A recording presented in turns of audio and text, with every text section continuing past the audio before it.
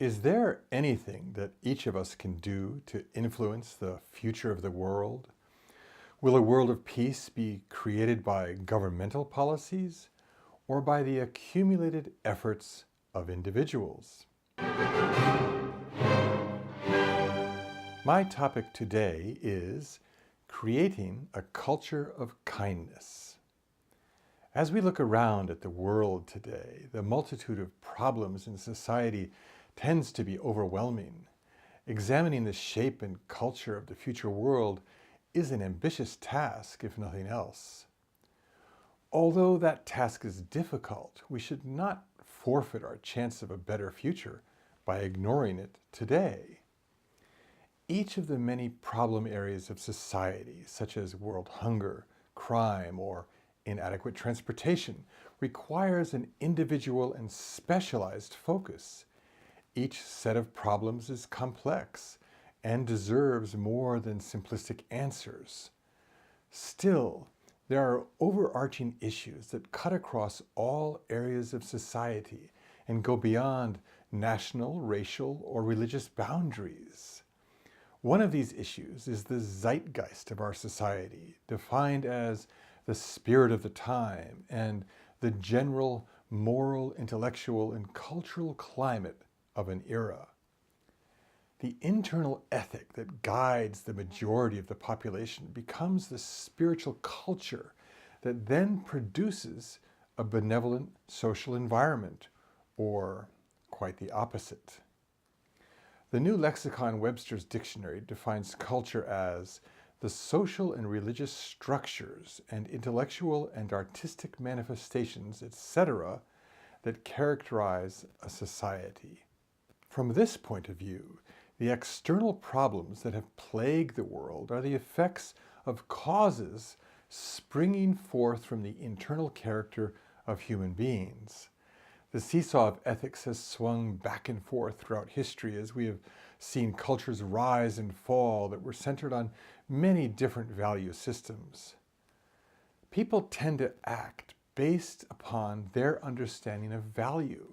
Whatever is most valuable to each person drives them to treat others in a certain way. Aztec priests tore out the hearts of their living victims, serenely confident that they were pleasing their gods. Although their civilization was externally advanced for the time, their sensitivity to the feelings of their victims was extremely dull. Now that the world has become rather small in the 21st century, with global historical knowledge well within our grasp, it seems reasonable that we should carefully choose the best value system for the future world. If we don't plan ahead, our future culture might be centered upon negative values such as nihilism or totalitarianism.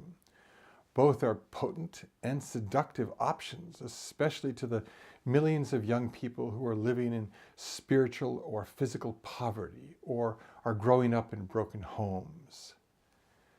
In the confusion of an information-glutted age, I believe that it's time for leaders in our society to stand up and declare that the foremost value of humankind is none other than the heart of kindness and compassionate love that dwells in the core of every person.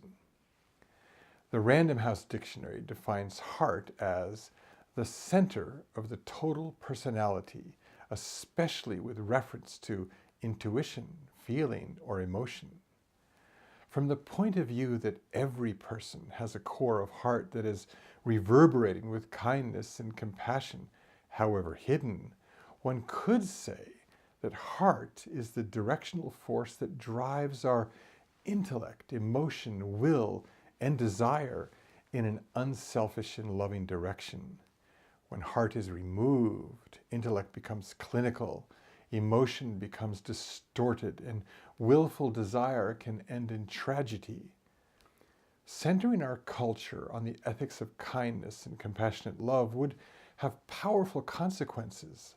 Legal and legislative decisions, for example, which now are often made without heart, would never ignore the human suffering that they could potentially cause.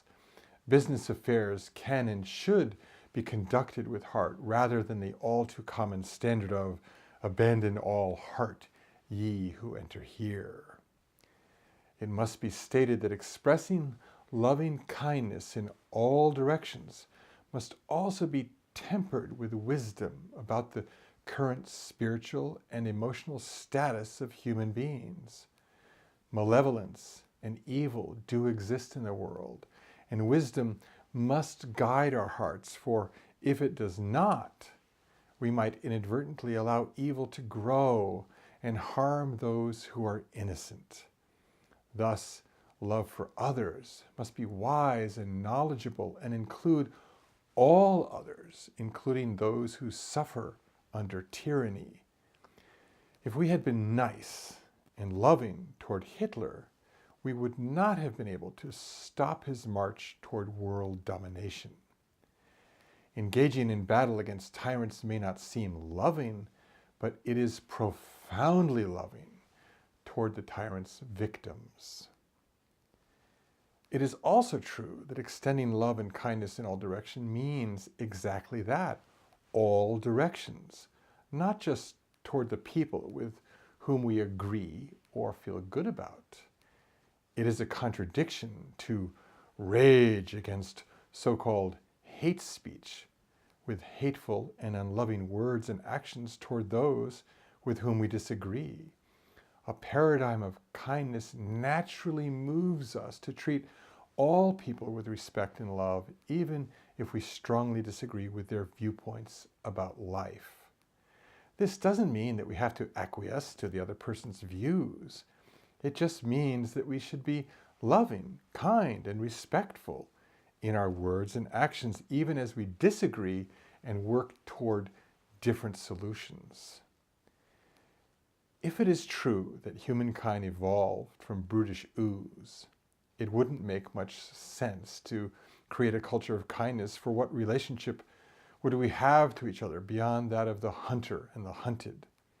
If, on the other hand, a God of compassionate love created humankind to exist as a family of spiritual brothers and sisters, then creating a culture of kindness would be a logical extension of our own nature. For this reason, I believe that it's time to stand up and put God back into the public forum and restore kindness and compassionate love as the central values that direct all of our actions and decisions. Through a process of ethical education and policy and legislative reform, we should correct external aspects of our society that contradict the highest standard of unselfish heart. By doing so, the 21st century can indeed thrive based upon a worldwide, God-affirming culture of kindness. Thank you for watching. You can follow me on Twitter at Falkenberg and email me at peterbrown@worldcommunity.com. I invite you to subscribe, leave a comment, click on the like button, and share this video with 2 or more friends. I also invite you to become a patron of the arts and join the Love, Freedom, and the World Project by going to our crowdfunding platform at patreon.com/PeterFalkenberg-Brown. Each level of contributor will receive a unique type of reward as our way of saying thank you. By contributing as little as $3 per month, you'll become a team member and will be able to provide valuable suggestions for new video topics and brainstorm new ways to reach a thirsty world with words of love, beauty, joy, and freedom. I'm very grateful for all your support. I could not do this without you. So until next time, love and blessings, and thank you.